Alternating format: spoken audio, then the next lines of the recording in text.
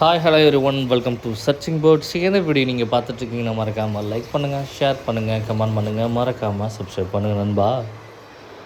நம்மளோட official searching birds channel இது தான். ஸோ இதுக்கு முன்னாடி இருந்த சேனலை வந்து ஹேக் பண்ணிட்டாங்க. அதை ரெக்கவர் பண்ண முடியாத ஒரு தருணம் இது. ஒன்றும் பண்ண முடியல. ஸோ இப்போ நம்ம எங்கே இருக்குதுன்னு பார்த்தீங்கன்னா, கானாவிளக்கு பகுதியில் இருக்கக்கூடிய வள்ளல் நதி அப்படின்னு சொல்லக்கூடிய இடத்துல தான் இருக்கோம். ஸோ இது வந்து பார்த்திங்கன்னா கானாவிளக்குலேருந்து வருசநாடு போகக்கூடிய ரோட்டில் இருக்குது. ஸோ இங்கே வந்து ஒரு சப்ஸ்டேஷன் பணிகள் வந்து நடந்துட்டுருந்துச்சு, ரொம்ப நாளாகவே நடந்துட்டுருந்துச்சு. அதை பற்றிய காணொலி வேறு நிறைய நண்பர்கள் கேட்டிருந்தீங்க. ஸோ அதற்காக இந்த பக்கம் வந்தோம்.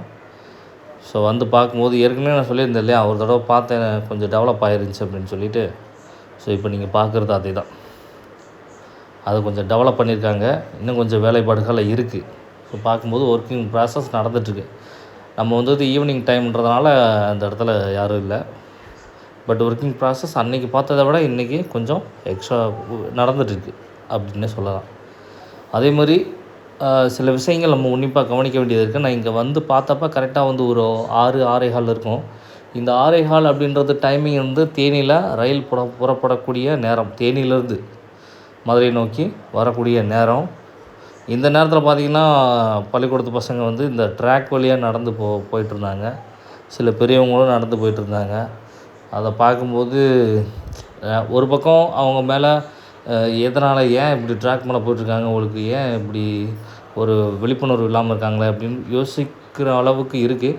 அதே நேரத்தில் இன்னொரு பக்கமும் இவங்களுக்கு ஒரு வேளை இது சுற்றி போகிறத காட்டிலும் ஸோ இந்த வழியாக போனால் கொஞ்சம் ஷார்ட்டாக இருக்கும் அப்படின்னு நினச்சிட்டு போகிறாங்களா என்னென்னு தெரியல.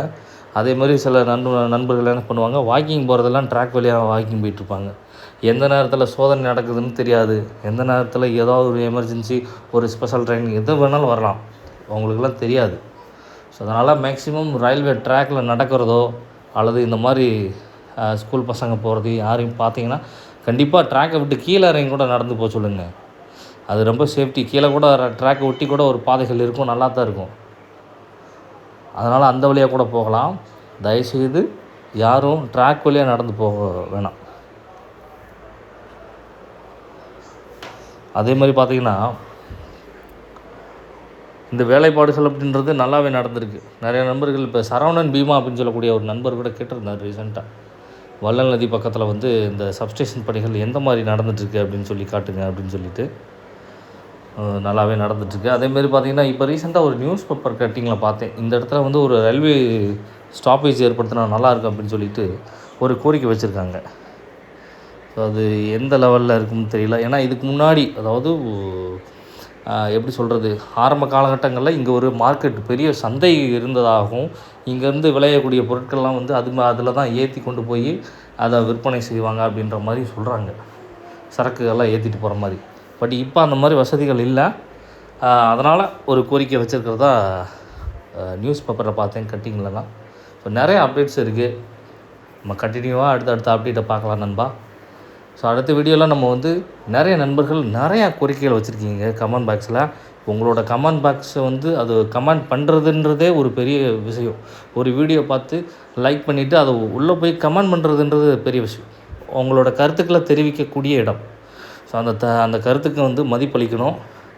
ஸோ அதனால் நம்ம அடுத்த வீடியோவை என்னென்னலாம் நினச்சிட்ருக்காங்க அப்படின்றத நம்ம அடுத்த வீடியோவில் பார்க்கலாம். நான் சொன்னேன் இல்லையா, அந்த ஸ்கூல் ஸ்டூடெண்ட்டெல்லாம் இந்த ட்ராக் வழியாக நடந்துட்டு போகிறாங்கன்னு. அது பார்த்திங்கன்னா இப்போ ஜூம் பண்ணியிருக்கேன், தெரியுதா, ட்ராக் வழியாக நடந்து போயிட்டுருக்காங்க. இது வந்து ஒரு, அதாவது விழிப்புணர்வுக்காக போடுறேன். ஸோ கண்டிப்பாக இதில் நடந்து போகக்கூடாது. யாராவது பார்த்தீங்கன்னா கூட சொல்லிடுங்க நண்பா. வணக்கம் நண்பா.